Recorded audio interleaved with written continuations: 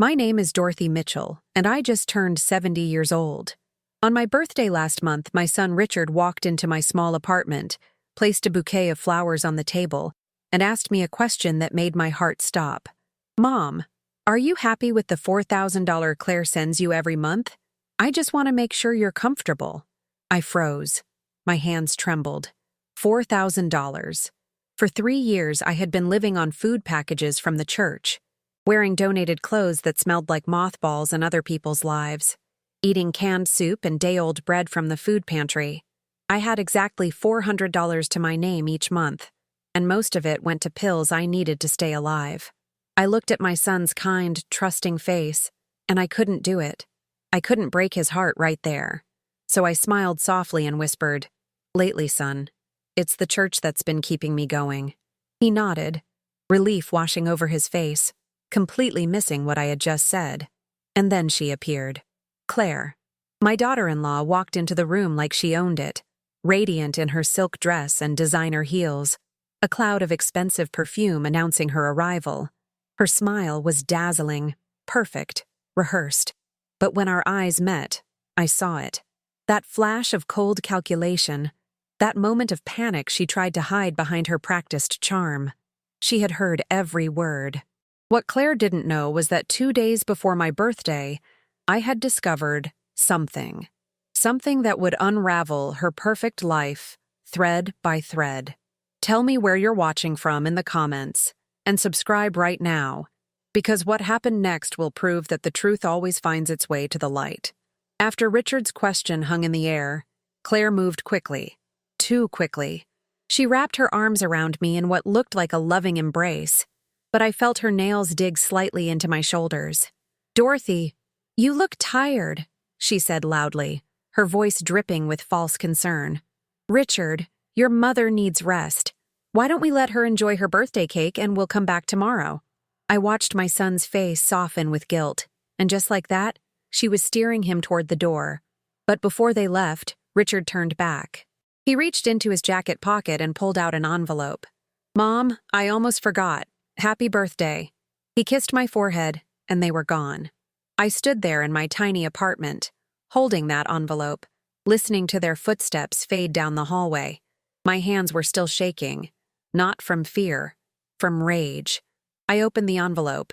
Inside was a birthday card with a check for $2,000. "For something special," Richard had written. "You deserve it, Mom. Love always." I sat down on my worn couch, the one I'd had for 15 years because I couldn't afford to replace it, and I started to cry. My son thought he was sending me $4,000 every month. He thought his mother was comfortable, safe, taken care of. The truth was so much darker. I had been surviving on $400 for 3 years. Not living. Surviving. Every month, I would open my mailbox and find a money order for exactly $400, always with a brief note. From Richard and Claire. With love. I thought my son was busy, that he could only afford to help a little. I never complained. I never asked for more. I had learned to make $400 stretch impossibly far. I paid $180 for rent in this subsidized senior building. Another $120 went to medications my insurance didn't cover. That left me exactly $100 for everything else. Food, toiletries, bus fare, everything. So I did what I had to do. I went to St. Mary's Church every Tuesday and Friday for their food pantry. I wore donated clothes from their charity bin. The church ladies knew my situation, though I'd never told them the full truth. Margaret, who ran the pantry, would always slip extra cans of soup into my bag when she thought I wasn't looking. "For emergencies," she'd whisper. She had no idea that everything was an emergency, that some nights I would eat 1 meal a day just to make the food last until the next pantry day. But 2 days before my birthday, something happened that changed everything. I had gone to the bank to cash Richard's money order, like I did every month. The young teller, Sarah, was new. She looked at the money order, then at her computer screen, and frowned. "Mrs. Mitchell," she said slowly, "I need to get my supervisor for this amount." I told her it was just $400, but she shook her head. "No, ma'am, this is for $4,000. My heart stopped. I thought she was confused, that she'd made a mistake. But then her supervisor came over. an older woman named Patricia who had worked at that bank for 30 years. She looked at me with such kindness and concern. "Mrs. Mitchell, these money orders you've been cashing, they're all originally written for $4,000, but someone has been altering them before they reach you." The bank's small office felt like it was closing in on me. Patricia laid out the evidence on her desk. She showed me copies of the original money orders, the ones Richard had purchased. Clear as day, $4,000. Then she showed me what I'd been receiving. The same money orders, but the 4 had been carefully changed to a 0 and 00 added after the decimal point. $4,000 became $400. "This is check fraud," Patricia said quietly. "Someone has been systematically stealing from you for years." She asked me who had access to my mail. I told her the truth. Only Claire. My daughter-in-law had insisted on being helpful 3 years ago, right after her wedding to Richard. "Mom, you shouldn't have to walk down to the mailboxes every day," she'd said sweetly. "Give me a spare key and I'll bring your mail up to you." I had thought she was being kind. I had been so grateful. Richard had married a woman who actually cared about his aging mother. Every month, Claire would show up with my mail, stay for tea, ask how I was doing. She would hug me, call me Mom, tell me how much she loved being part of our family, and the entire time she had been stealing from me. Patricia told me I needed to report it to the police immediately, but I said no, not yet. I needed to think. I needed to understand why. Why would a woman who had everything, a successful husband, a beautiful home, expensive clothes, why would she steal from an old woman living in poverty? What kind of person does that? I went home that day, and I did something I hadn't done in years. I got angry. Really, truly angry. I sat in my apartment and looked around at my pathetic existence. The furniture from thrift stores, the flickering lamp I couldn't afford to replace, the empty refrigerator, the medicine bottles lined up on the counter like soldiers, each one a choice between health and hunger. And then I started thinking clearly for the first time in 3 years. I thought about all the times Claire had visited me, how she always insisted on getting my mail, how she would sometimes forget to bring it, then show up days later apologizing, how she never let Richard come alone, always finding excuses to accompany him. She had been controlling the information flow between me and my son. I remembered the time 6 months ago when Richard called and said he wanted to increase my monthly amount. I never saw that increase. Claire must have intercepted it, altered it, kept the extra. I remembered the time I casually mentioned to Richard that money was tight, and he looked confused. "But Mom, we send you so much," he'd said. Claire had immediately changed the subject, talking about a vacation they were planning. The signs had been there all along. I just hadn't wanted to see them, because seeing them would mean accepting that my daughter-in-law, the woman my son loved, was a thief and a liar. It would mean accepting that I had been a fool, that I had suffered for 3 years because I was too trusting, too grateful, too desperate to believe someone actually cared about me. I decided that night to stay quiet, to let Claire think she was safe, because I needed to know more. I needed to understand the full extent of what she'd done. So I went to St. Mary's the next morning, and I talked to Father Michael. I told him everything. He listened without interrupting, his face growing more troubled with each detail. "Dorothy," he said when I finished, "this is elder abuse, financial exploitation. It's not just wrong, it's criminal." But I told him what I told the bank. I wasn't ready to go to the police. Not yet. I needed to protect my son. If I exposed Claire immediately, it would destroy Richard. He loved her. He trusted her. I needed to find a way to reveal the truth that wouldn't break him completely. Father Michael understood. He offered to help however he could. He also said something that stuck with me. Evil flourishes when good people are silent. But sometimes, the timing of truth is as important as the truth itself. He was right. I needed to be smart about this. Strategic. I couldn't just confront Claire. She would lie, manipulate, turn it around on me. I'd seen her do it before with other people. So I made a plan. I would gather evidence, document everything, and I would wait for the perfect moment to expose her. I didn't know when that moment would come, but I trusted that it would. And then, 2 days later, On my birthday. Richard walked in and asked that question. The perfect moment had arrived. After they left that day, I sat with Richard's birthday check and I made a decision. I wasn't going to cash it. Not yet. Because that check was evidence too. Evidence that my son was generous, loving, trying his best to take care of me. Evidence that someone else had been intercepting his generosity and pocketing the difference. I called Patricia at the bank and told her I was ready to move forward. She connected me with a fraud investigator named Detective Morrison. He came to my apartment that evening. A kind man in his 50s who reminded me of my late husband. I showed him everything. The altered money orders. The pattern over 3 years. The birthday check Richard had just given me. Detective Morrison's face grew grim as he examined the evidence. Mrs. Mitchell, this is one of the clearest cases of elder financial abuse I've seen. We're talking about over $129,600 stolen over 3 years. This is a felony. He asked me if I was ready to press charges. I told him yes, but I needed to do it in a way that protected my son from the initial shock. We spent 2 hours planning. Detective Morrison explained that they would need to build a case, gather banking records, prove that Claire had exclusive access to my mail and opportunity to alter the money orders. It would take about 2 weeks. In the meantime, I was to act completely normal, pretend nothing had changed, let Claire think she was still safe. The hardest part was staying quiet. Every time my phone rang and it was Richard, I wanted to scream the truth at him. Every time I saw Claire's face in my mind, I wanted to confront her, to ask her how she could do this to me. But I stayed silent. I played the role of the grateful, oblivious mother-in-law. And I waited. 3 days after my birthday, Claire called. "Dorothy, I'm so sorry we had to leave so quickly," she said, her voice sugary sweet.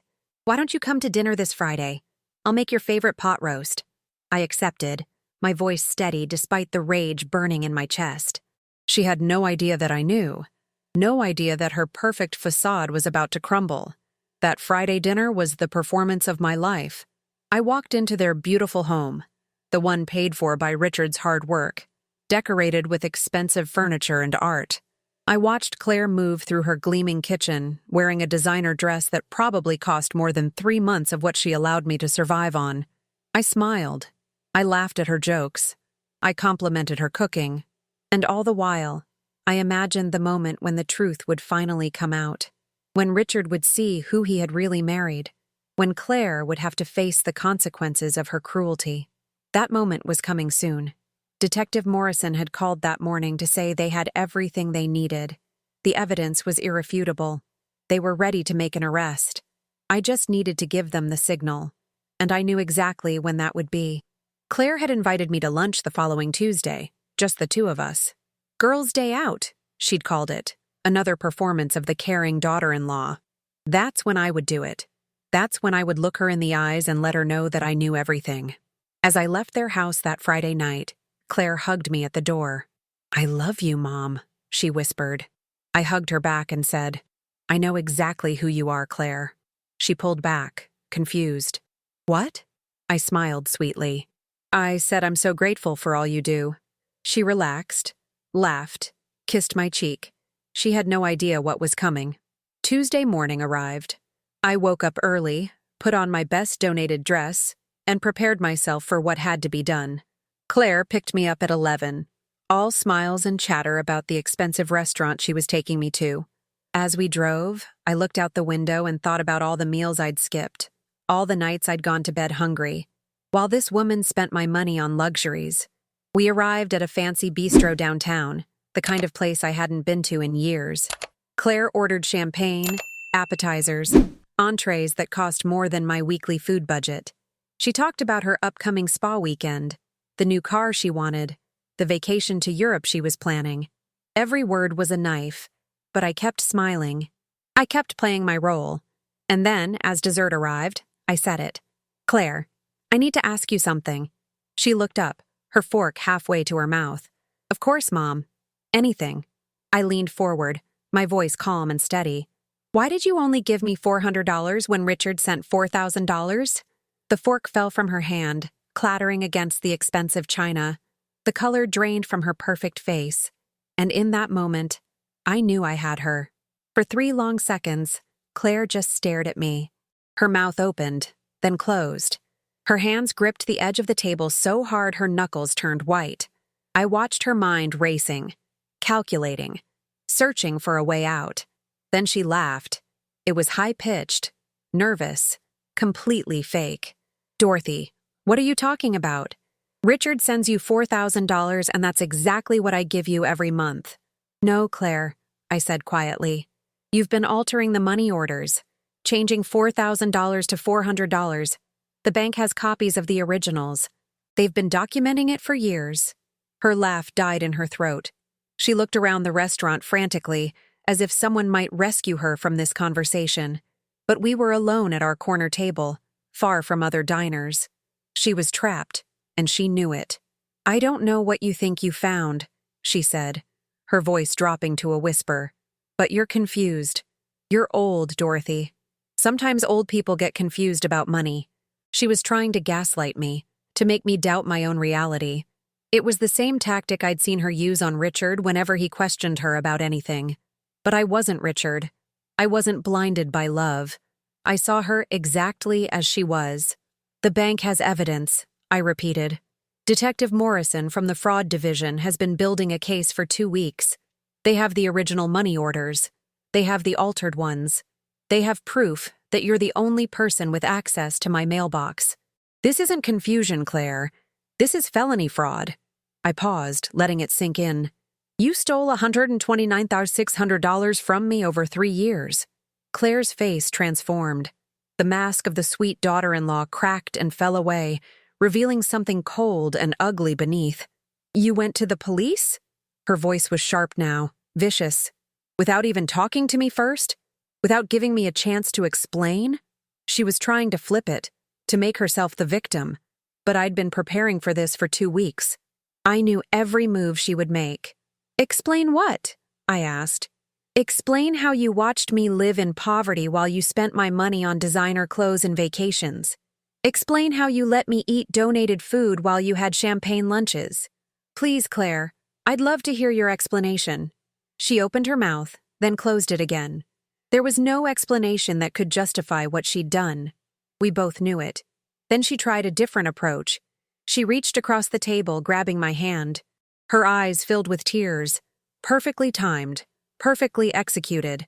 "Dorothy, please. I made a mistake. I was in debt. Gambling debts that Richard doesn't know about. I was desperate. I was going to pay you back, I swear. I just needed time." The tears rolled down her cheeks, but her eyes were calculating, cold. She was lying, and she knew that I knew. "Gambling debts," I repeated flatly. "Is that what you're going with?" I pulled my hand away from hers. "Claire, I've watched you for 3 years. I've seen how you live. The expensive clothes, the jewelry, the constant vacations. That's not someone paying off gambling debts. That's someone who found an easy source of money and decided to take it." She flinched at the word, take, but she didn't deny it. "Think about Richard," she said, changing tactics again. Her voice turned pleading, desperate. "If you do this, if you press charges, it will destroy him. He loves me. He'll have to choose between his wife and his mother. Is that really what you want?" She thought she was playing her trump card. She thought my love for my son would make me back down. But she had miscalculated. "No, Claire," I said. "Richard will have to choose between his wife and the truth. And I trust my son enough to know he'll make the right choice." I pulled my phone from my purse and placed it on the table between us. "Detective Morrison is waiting for my call. 1 call, and he'll have officers here to arrest you within minutes. Or you can make this easier on everyone. If you're still watching, leave a comment about what you think Claire will do next. And don't forget to subscribe. This story is far from over." Claire stared at my phone like it was a loaded gun. Then she looked back at me, and for the first time, I saw real fear in her eyes. "What do you want?" Her voice was small now, defeated. "What do you want me to do?" This was the moment I'd been waiting for. The moment where she finally understood that she had no power here, that I held all the cards. "I want you to confess," I said. "I want you to tell Richard everything. Tonight. With me present. You're going to sit in your beautiful living room, in your beautiful home that his money paid for, and you're going to tell him exactly what you did." She shook her head frantically. "No, I can't. He'll leave me. He'll divorce me." Her voice was rising, drawing looks from other diners. "He might," I agreed. "But that's the consequence of your choices, Claire, not mine." I leaned back in my chair, suddenly exhausted. "If you don't tell him tonight, I will press charges tomorrow morning. You'll be arrested, probably at your home. Richard will find out anyway, but he'll also find out that you refuse to be honest with him even when given the chance. Which do you think will hurt him more?" Claire sat there, trapped in the consequences of her own actions. She looked around the restaurant one more time, as if hoping for a miracle, an escape route, but there was none. Finally, she nodded, barely perceptible. "Tonight," she whispered. "I'll tell him tonight." She stood up abruptly, grabbing her designer purse. "I need to go. I need to think about what to say." "Claire," I called as she started to walk away. She turned back, mascara already running down her cheeks. "Don't even think about running. Detective Morrison knows where you are. He knows where you live. He knows everything." She nodded again, then practically ran from the restaurant, leaving me alone at the table with 2 desserts and a bottle of expensive champagne I'd never wanted. I sat there for a long time after she left, watching the champagne bubbles slowly die. The waiter came over, concerned. "Is everything all right, ma'am? Your daughter seemed upset." I looked up at him and smiled sadly. "She's not my daughter. And no, everything is not all right. But it will be soon." I paid the bill with Richard's birthday check, a small irony that wasn't lost on me. When I got home, I called Detective Morrison and told him what had happened. "Do you think she'll actually confess to her husband?" he asked. I thought about it. "I don't know, but I'll be there tonight either way. If she doesn't tell him, I will." He reminded me to record the conversation if possible, that it could be used as evidence. I promised I would. That afternoon dragged on forever. Every minute felt like an hour. I kept checking my phone, wondering if Claire would call, if she would beg for mercy, if she would try to negotiate. But there was nothing. Radio silence.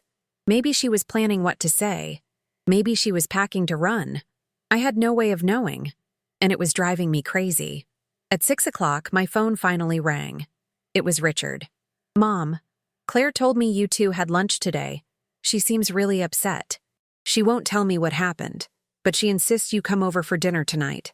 She says there's something important we all need to discuss." His voice was confused, concerned. He had no idea his world was about to shatter. "I'll be there at 7, I told him. "Richard, I need you to promise me something. Whatever Claire tells you tonight, whatever you hear, I need you to listen to the whole story before you react. Can you do that?" There was a long pause. "Mom, you're scaring me." "What's going on?" I took a deep breath. "Just promise me, son. Promise you'll listen." I arrived at their house at exactly 7 o'clock. Richard opened the door, and I could see the worry etched across his face. "Mom, what's happening?" "Claire has been crying all afternoon. She won't tell me anything except that you need to be here." I took his hand. "Where is she?" He led me to the living room, where Claire sat on their expensive leather couch, her makeup ruined, her hands shaking. The room felt like a courtroom. Claire on one side, me on the other. Richard standing between us, confused and frightened. I sat down in the chair across from her and waited. This was her chance, her one opportunity to tell the truth before I did it for her. The silence stretched on, painful and heavy. Richard looked from his wife to his mother and back again. "Somebody needs to tell me what's going on," he finally said, his voice rising with frustration. "Right now." Claire looked at me, her eyes pleading one last time. I stared back, unmoved. She had made her choices. Now she had to live with them, or she could run from them. But either way, the truth was coming out tonight. Claire took a shaky breath and began to speak. But what came out wasn't a confession. It was another lie. "Richard, your mother has been accusing me of terrible things. She says I've been stealing from her, that I've been altering money orders. But honey, I think she's confused. I think maybe she's developing dementia or something." My blood ran cold. She was trying to discredit me, to paint me as senile. Richard looked at me, concern in his eyes. "Mom, is this true?" Have you been accusing Claire of stealing? This was it. The moment of truth. I could back down, let her paint me as a confused old woman, or I could fight. I pulled my phone from my purse and opened the recording app. Richard, sit down. Both of you. Because I'm only going to say this once. I told him everything. I started with his birthday visit, his question about the $4,000. I told him about the bank discovery, about Patricia showing me the altered money orders. I told him about the 3 years of poverty, of church donations, of skipped meals while his wife spent my money on luxuries. I showed him the bank documents I'd brought, the copies of the original and altered money orders side by side. With each piece of evidence, I watched Richard's face change. Confusion became understanding. Understanding became horror. Horror became rage. He turned to Claire, and the look he gave her was something I'd never seen before. "Tell me she's lying," he said, his voice barely a whisper. "Tell me my mother is lying to me right now, Claire." Claire opened her mouth, but no words came out. She looked at me, at Richard, at the documents spread across their expensive coffee table, and then she did something I didn't expect. She laughed. Not the nervous laugh from the restaurant, but a bitter, defeated laugh. "Fine, yes. I did it. I altered the money orders. I took the money. Are you happy now, Dorothy?" Richard stood up so fast his chair fell backward. "You what?" His voice cracked. "You stole from my mother? You let her live in poverty while you spent her money?" Claire stood too, defiant now that the truth was out. "Your mother? Your mother who you barely visit? Who you send money to instead of actually caring about? I deserved that money more than her charity cases at church."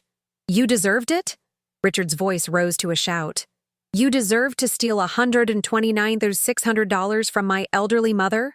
To watch her suffer while you bought designer clothes?" He turned to me, and I saw tears in his eyes. "Mom, why didn't you tell me? Why didn't you say something?" The pain in his voice broke my heart. This was what I'd been trying to avoid, but it had to happen. "Because I thought I was protecting you," I said quietly. "I thought if you knew, it would destroy you. But I was wrong. The truth is always better than a lie, no matter how much it hurts." Richard collapsed back onto the couch, his head in his hands. For a long moment, no one spoke. The only sound was Claire's breathing, rapid and panicked. Then Richard looked up at his wife. "Get out," he said. His voice was cold, final. "Get out of my house. Now." Claire's defiance crumbled. "Richard, please. I made a mistake. I can pay her back. We can work this out." But he just shook his head. "You watched my mother starve. You stole from her for 3 years. There's no working this out. Get out." I watched Claire grab her purse and walk to the door. She turned back one more time, looking at me with pure hatred. "You've destroyed my marriage," she spat. "I hope you're happy." I met her gaze steadily. "You destroyed your own marriage the day you decided to steal from an old woman. I just made sure the truth came to light." After she left, Richard and I sat in silence for a long time. Finally, he looked at me, tears streaming down his face. "I'm so sorry, Mom. I should have checked. I should have visited more. I should have known something was wrong." I moved to sit beside him, taking his hand. "This isn't your fault, son. You trusted your wife. That's what you're supposed to do in a marriage. But you suffered because of my trust," he said bitterly. "You lived in poverty while I thought you were comfortable. How can I ever forgive myself for that?" I squeezed his hand. "The same way I forgave you the moment I found out, because I know your heart. I know you would never intentionally let me suffer. And now that you know the truth, you can help me make sure this never happens to anyone else." The next morning, Richard showed up at my apartment at 8 o'clock with 2 suitcases and dark circles under his eyes. He looked like he hadn't slept at all.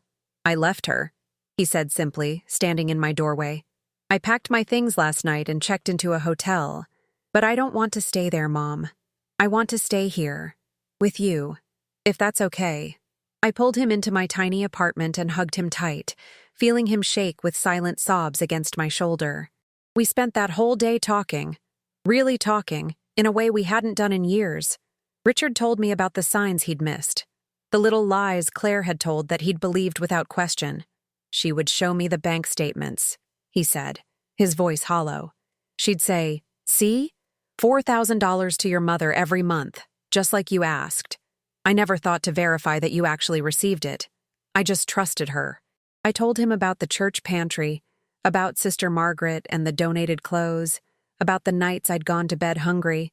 With every detail, I watched my son's heart break a little more. "Mom, you should have called me," he kept saying. "You should have told me you were suffering."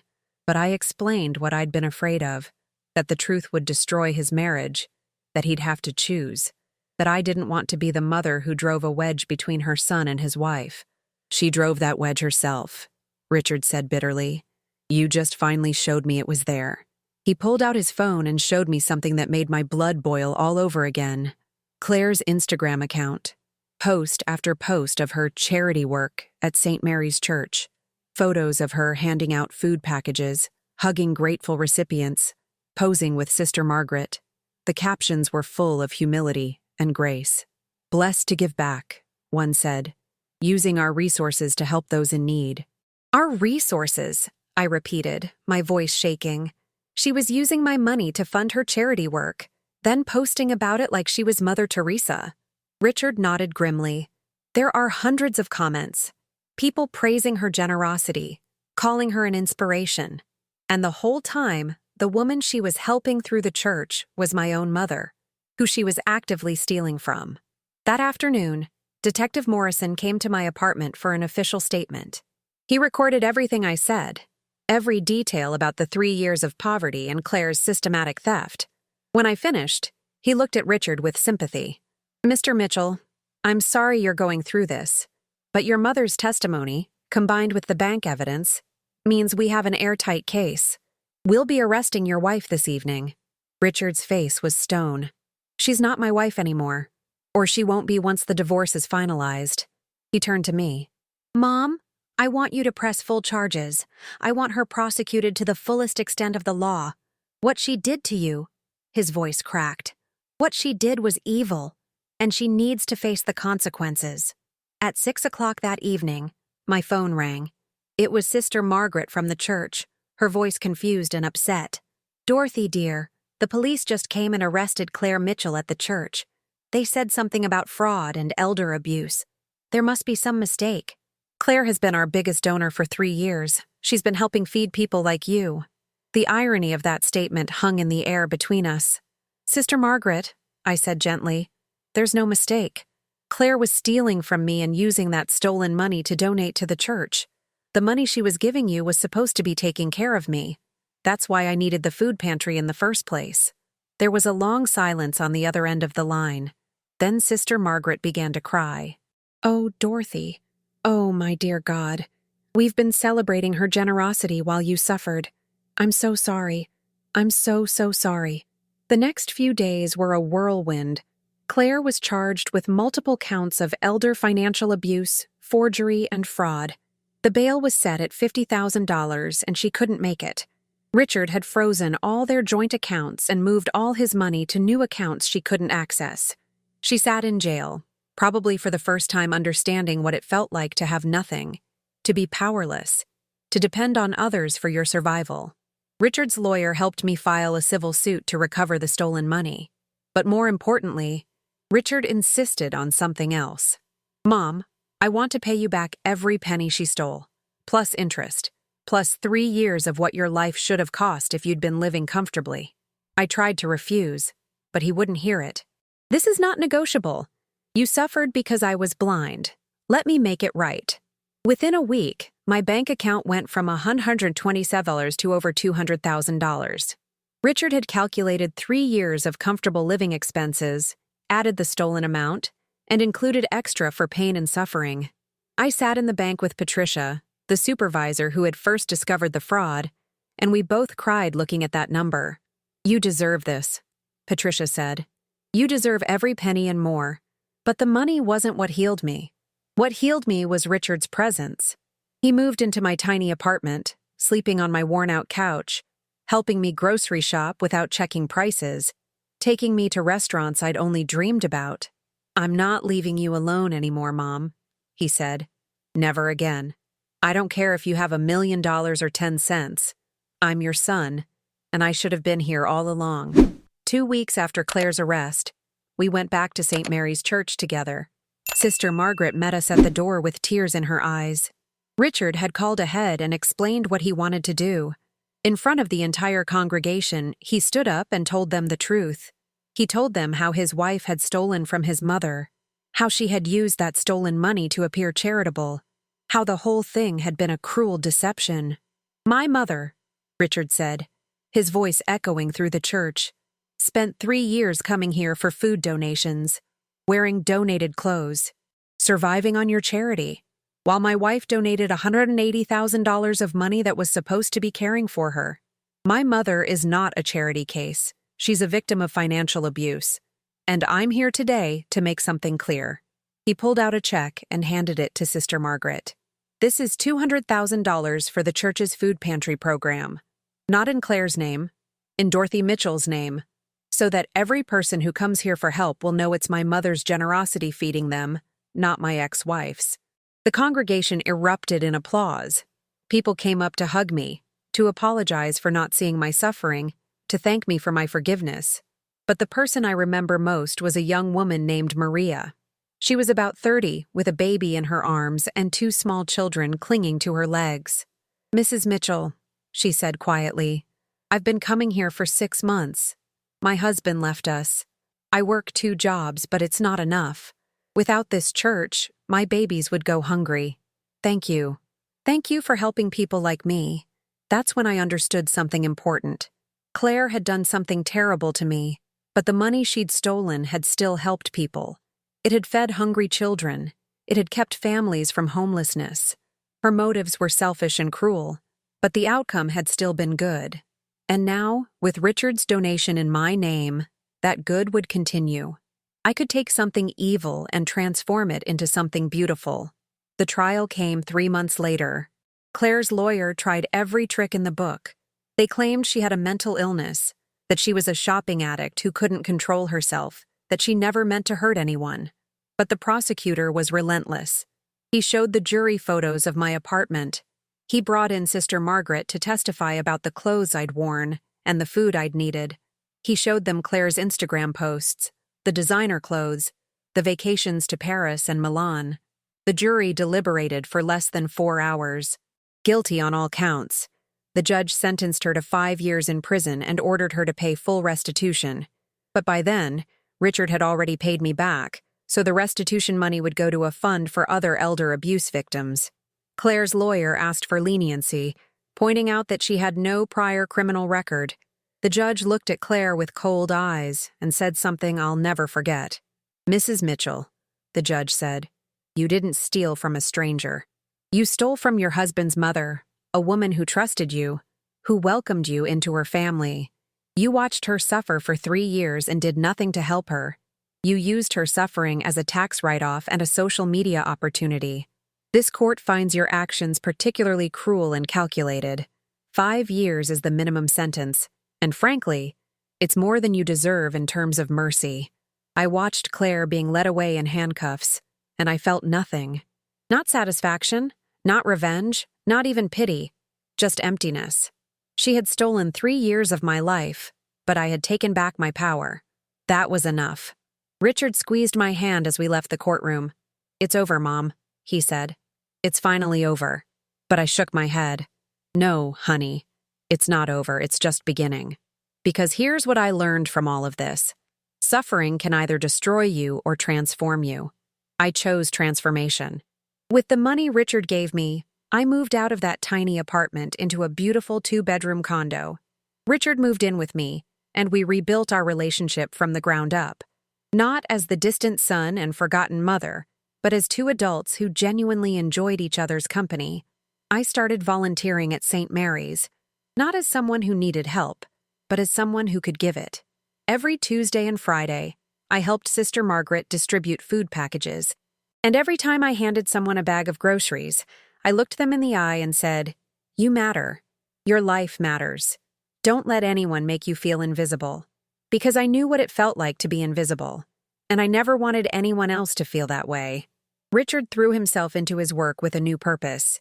He started a nonprofit organization called the Dorothy Mitchell Foundation for Elder Financial Protection.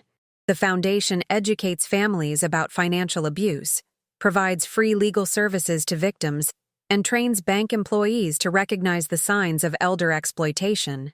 If we can save even one person from what you went through, Richard told me, then something good came from all this pain.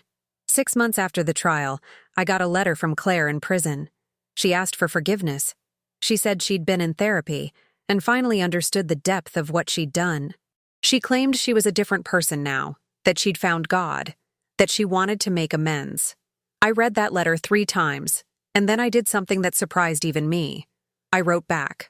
I told her I forgave her, not because she deserved it, but because I deserved peace. I told her that forgiveness didn't mean forgetting or excusing what she'd done. It meant releasing the anger that was poisoning my own soul. I told her I hoped she would use her time in prison to become genuinely better, to help other women understand the consequences of financial abuse. And I told her that I would never see her again, but I wished her well. That letter was the final piece of my healing. When I dropped it in the mailbox, I felt something lift off my shoulders. A weight I'd been carrying for 3 years. The weight of victimhood and anger and betrayal. It was gone. I was free.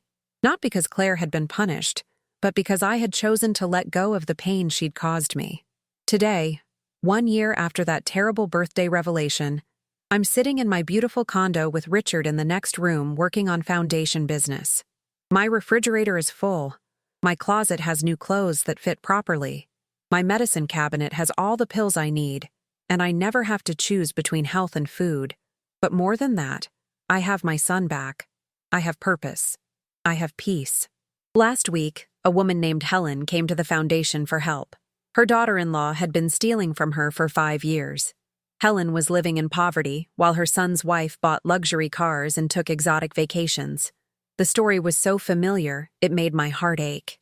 I sat down with Helen and I told her my story, every painful detail.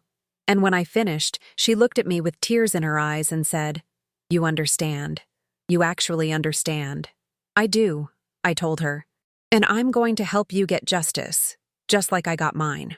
We spent 3 hours going over her case, documenting the evidence, planning her strategy. When she left, she hugged me tight. "Thank you," she whispered. "Thank you for surviving. Thank you for fighting. Thank you for showing me it's possible." That's when I realized the real reason I'd gone through all of this. Not just to save myself, but to save others. This morning, Richard and I went back to St. Mary's for Sunday service. As we walked in, I saw Maria, the young mother I'd met a year ago. But she looked different, healthier, happier. She ran up to me with a huge smile. "Mrs. Mitchell, I got a promotion at work. We moved into a better apartment. My kids are thriving. And it's all because this church was here when I needed it. Because you were here." After service, Father Michael asked if I would say a few words to the congregation. I stood up in front of all those people, many of whom had seen me at my lowest point, and I told them this. A year ago, I was invisible. I was suffering in silence, too ashamed to ask for help, too afraid to speak the truth. But this church saw me when I was invisible. You fed me when I was hungry. You clothed me when I had nothing. Today, I'm not invisible anymore. And I'm standing here to tell anyone who's suffering in silence. Speak up. Tell someone. Ask for help. Because the shame isn't in needing help. The shame is in watching someone suffer and doing nothing about it. And if you're someone who's being financially abused by a family member, know this. It's not your fault. You're not alone. And there are people who will fight for you. That's my story. What do you think? Would you have done the same? Leave me a comment, give this video a like, and subscribe. I have many more stories like this to share with you. And remember, you are never too old to fight for yourself. You are never too weak to stand up for what's right. And you are never, ever invisible. Your life matters. Your truth matters. And justice, no matter how long it takes, always finds a way.